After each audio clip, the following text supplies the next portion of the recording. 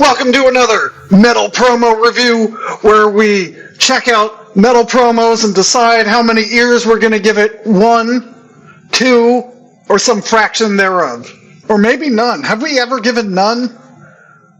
I believe we once gave 0 ears. Wow. But I forget what it was for. Is it going to happen again? Maybe. I've personally given 0 ears before, so it could happen tonight. All right, well, let's find out. Let's start out strong. Let's fucking do this. Here we go. Lost Reflection, It's My Life, Bon Jovi cover. Wow. Wait. What? Huh. Problem? You got my attention, man. It's 2 Now or years never. right off the bat. All right, release date.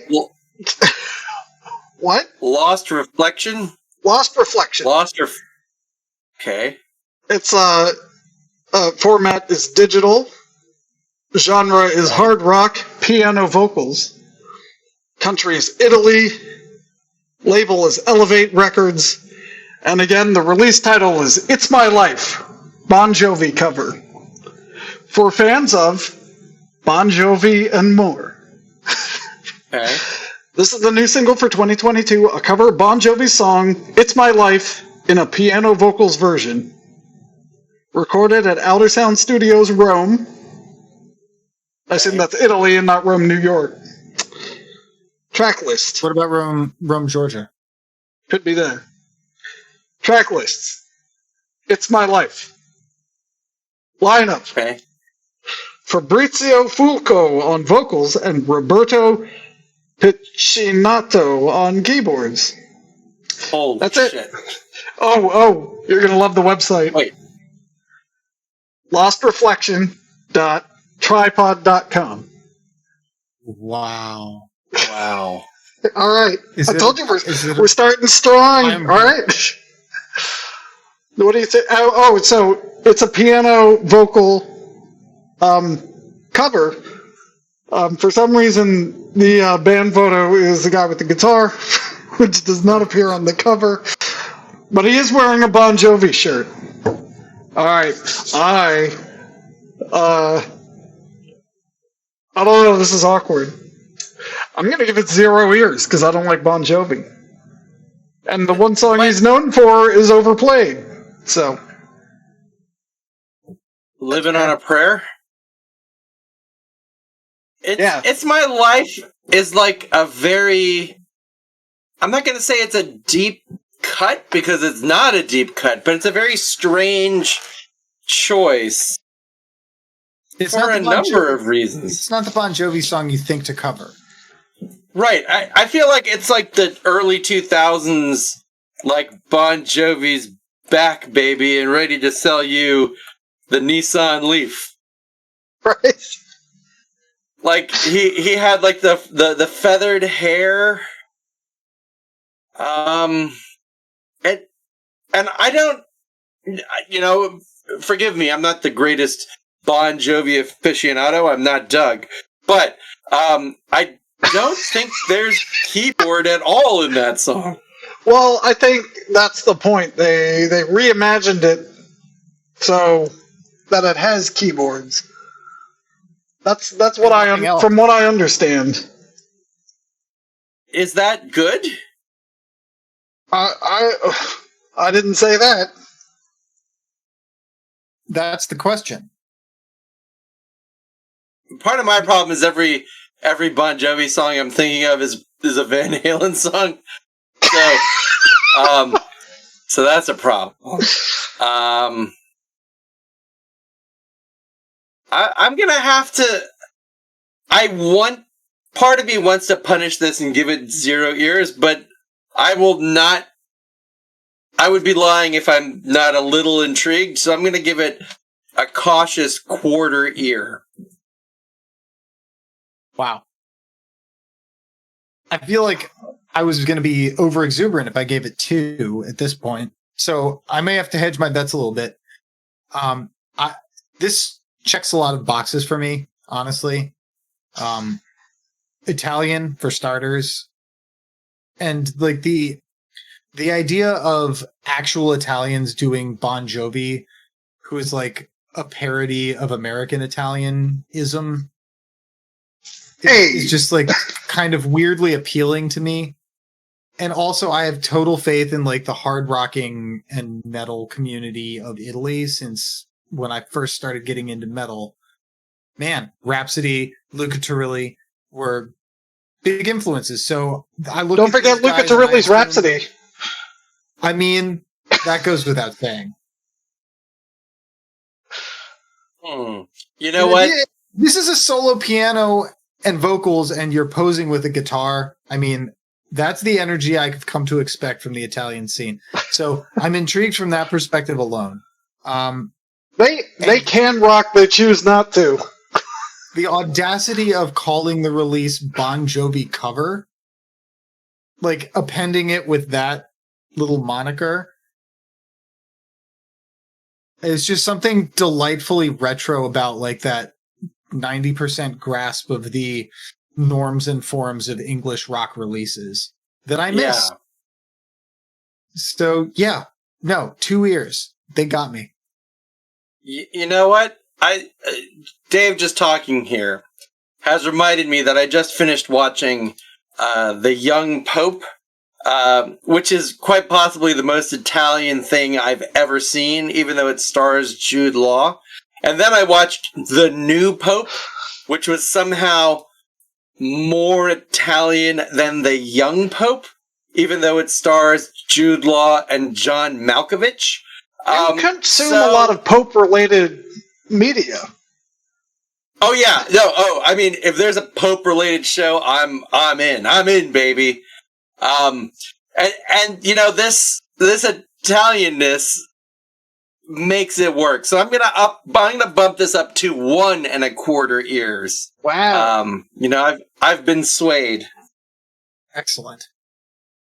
All right. Well, I'm gonna move on.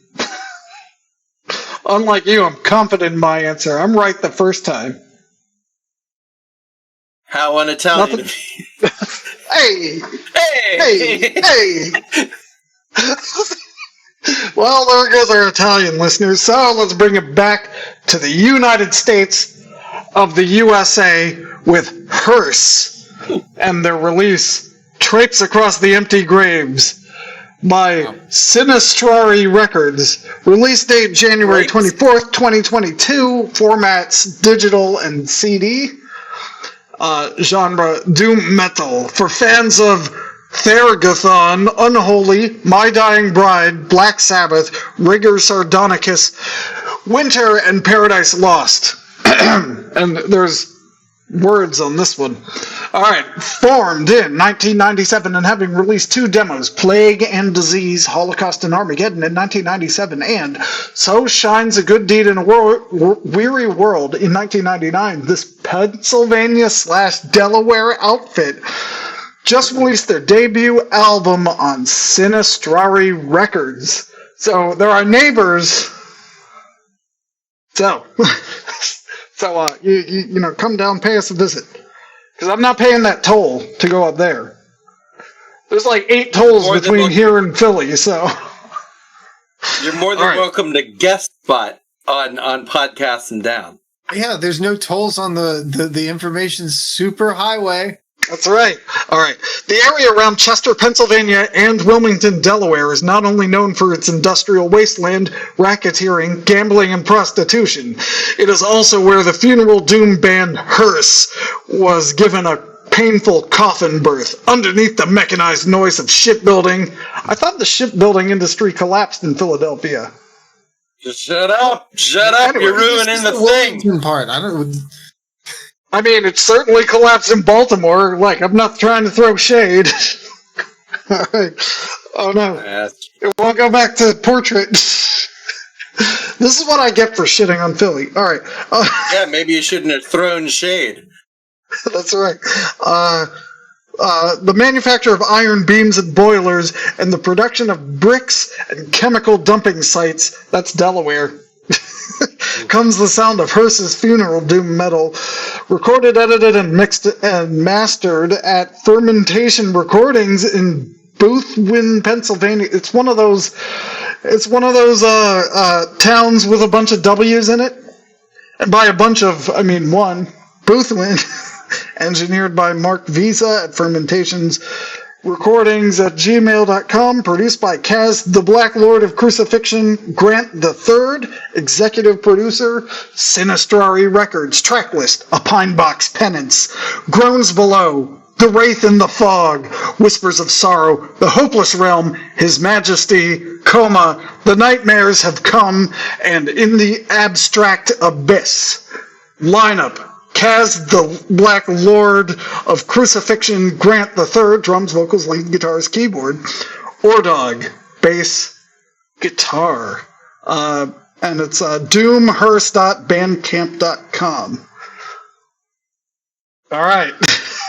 So there's a lot to unpack there. I like how they feel the same way about Philly and Chester. Chester and Northern Delaware that I do. And that's a lot to digest here.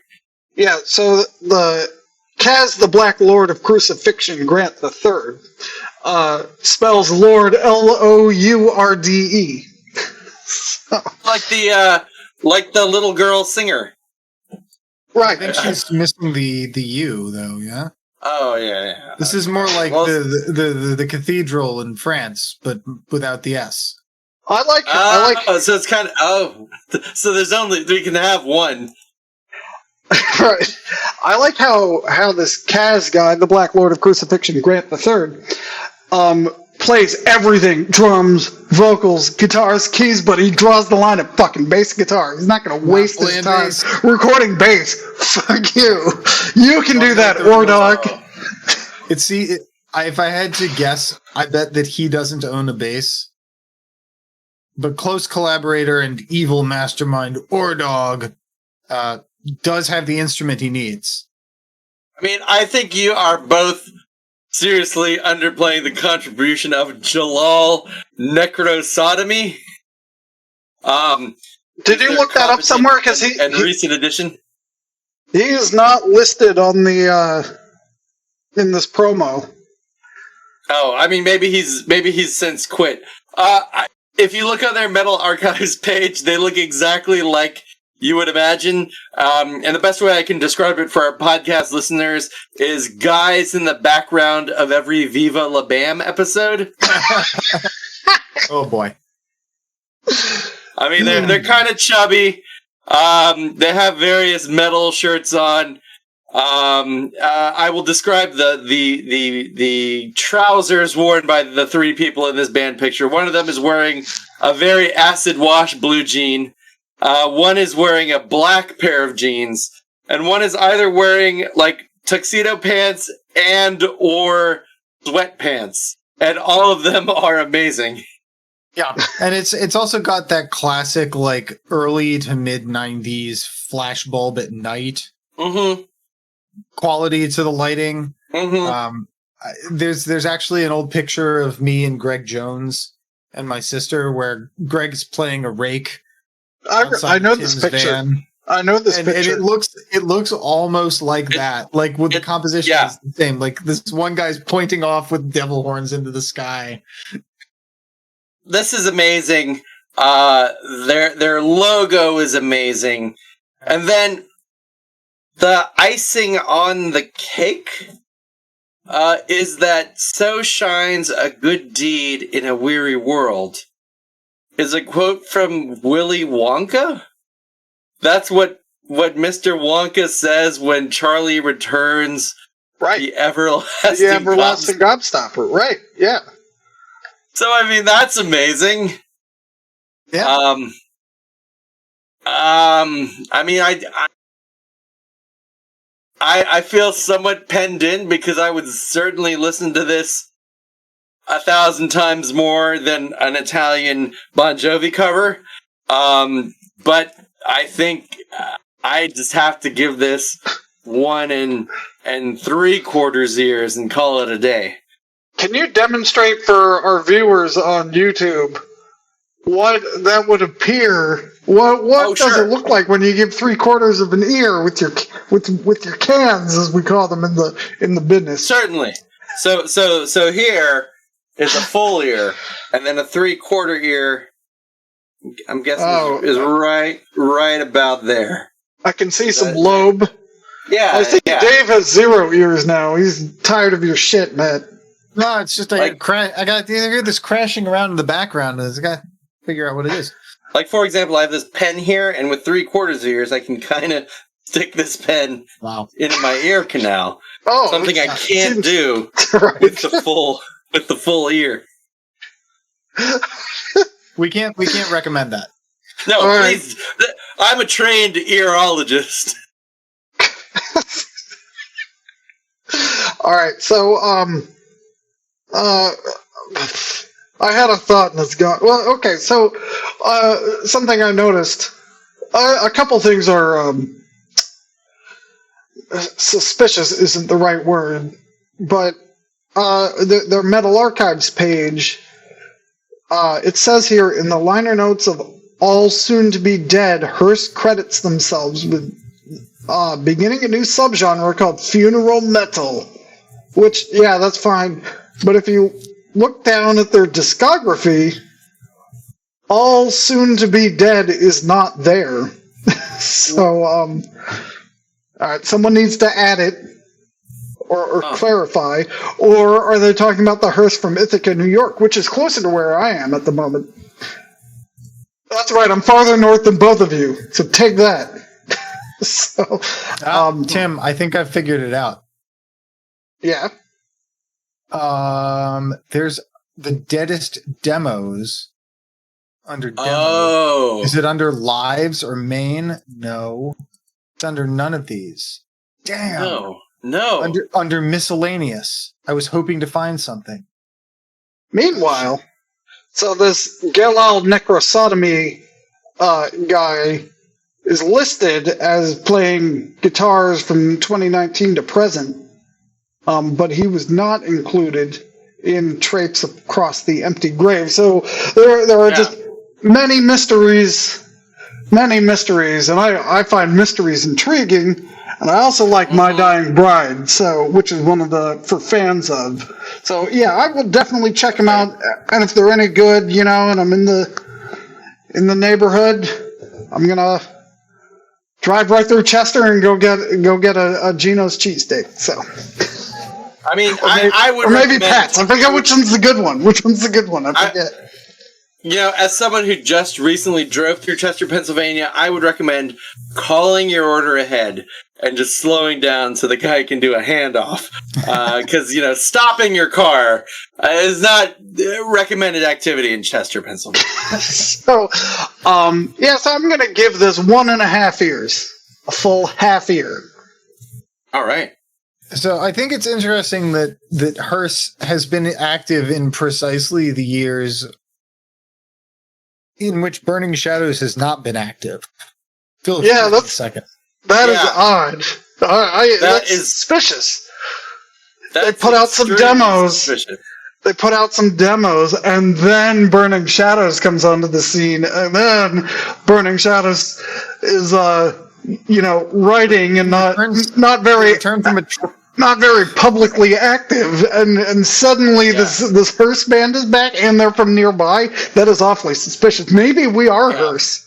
It's a lot to unpack. And I was thinking, would I give these guys any ears? And I was like, well, I have played with a great number of bands over the last 15 years, let's say, and most of them have looked and sounded similar to what I'm hearing from this press release.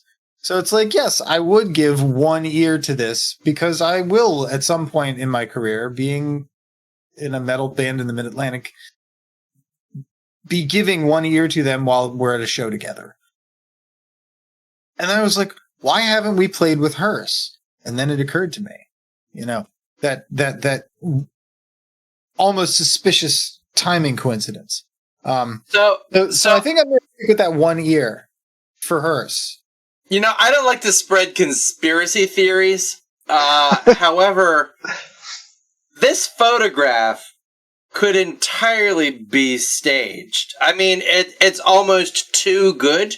And so like the one guy kind of looks like Doug. Yeah. You know, one of them could be like, you know, somebody in a wig, like Mike in a wig. Could it be, or maybe Vince Vaughn if he put on some weight?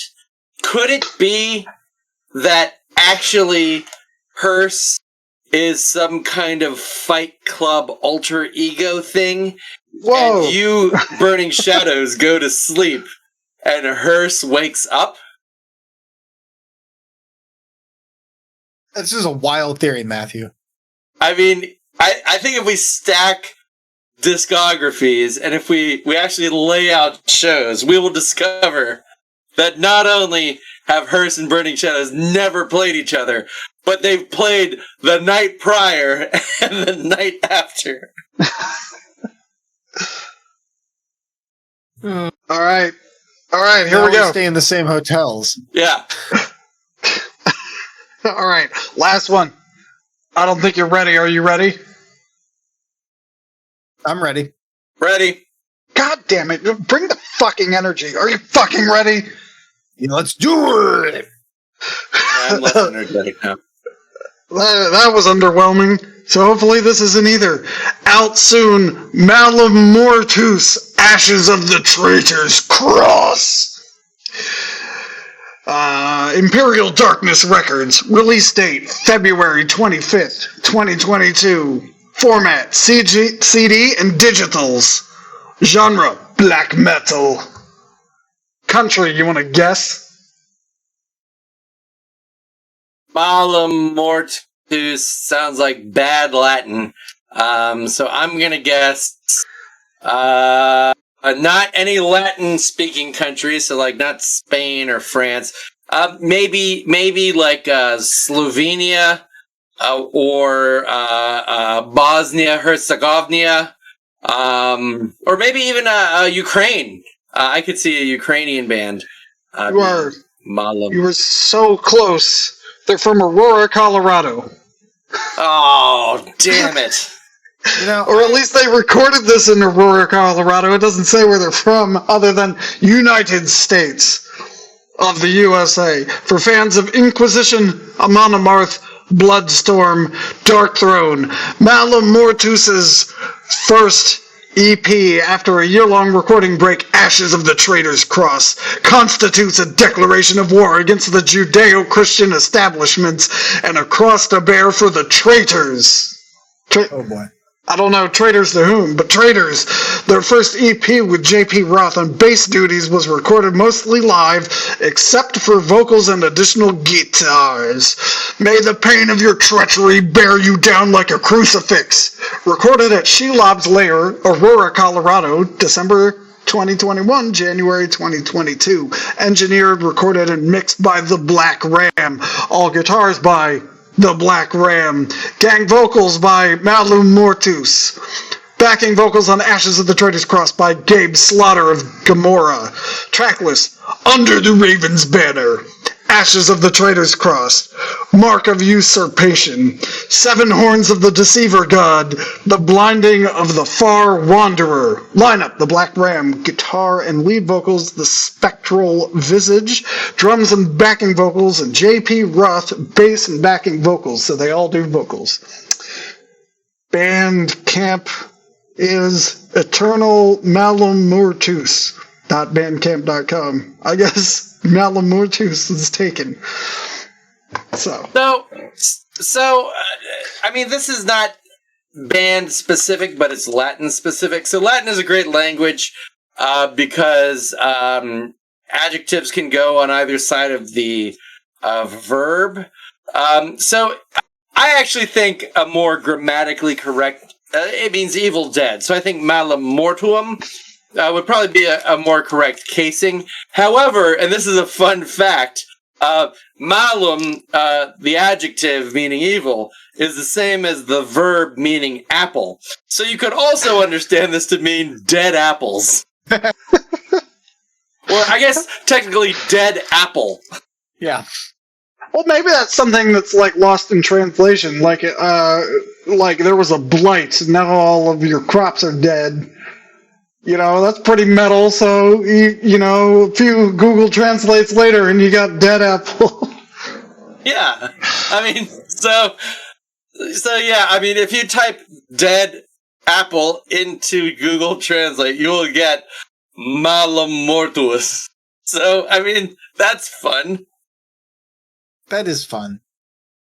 And you know what else looks fun? These guys. I like their commitment to the evil aesthetic.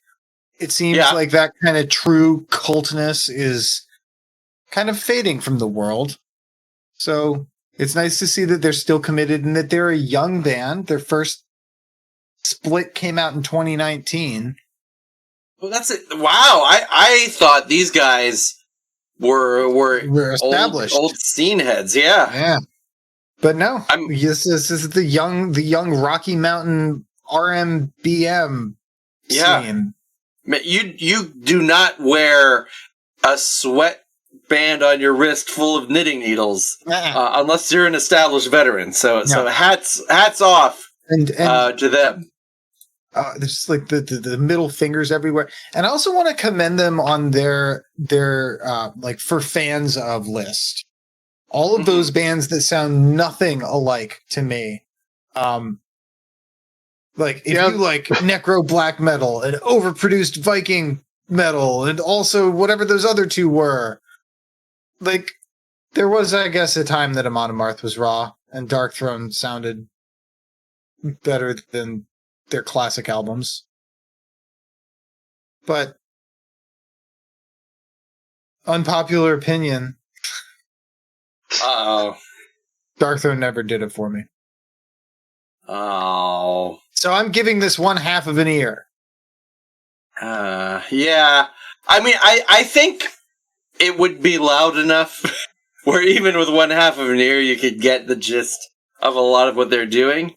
I enjoy, not so much on the upcoming album or EP, I guess, that they're promoting, but on their last EP, which came out in October 31st, 2020, The Unwilling Sacrifice, I like the juxtaposition of a very serious song title like Beneath the Ritual Knife and a sort of fun title like Ghoul's Night Out. So I appreciate that. This particular release, Ashes of the Traitor's Cross, which I can only assume that the guys of Malleus Mortum or Malum Mortuus or whatever it is, not only did they find the true cross of Jesus, but then they burned it. That seems pretty goddamn metal. I can't think of more metal acts than that. 7 Horns of the Deceiver God. I mean, you got me there. The Blinding of the Far Wanderer. Like, I don't even know what that means, but that sounds metal. I agree with Dave. I doubt they'll be the kind of thing I'm into. But what the hell? I'll give them that 3/4 ears and just give them a chance. I suppose it's my turn. Yep. I'll give him 1/2 an ear. All right, that's it. Thanks for coming. I am exercising my right not to explain myself. So. And you're well within your rights. Yes, join us. Are we right? Are we wrong?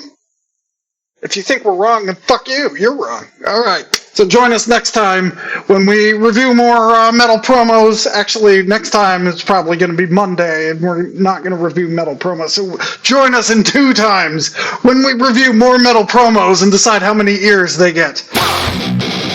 Cast them down.